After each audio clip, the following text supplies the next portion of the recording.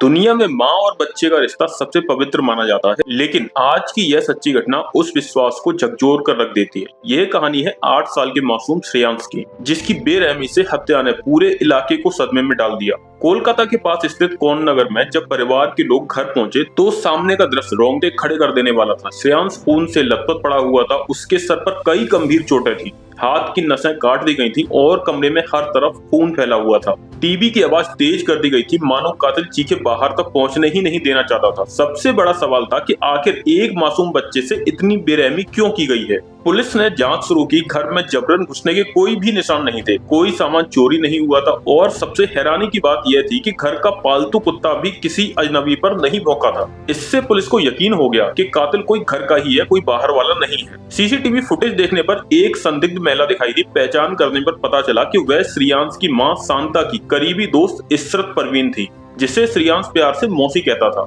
जब पुलिस ने दोनों की कॉल डिटेल्स और एक्टिविटीज की जांच की तो कई ऐसे सुराग मिले जिन्होंने शक को और गहरा कर दिया।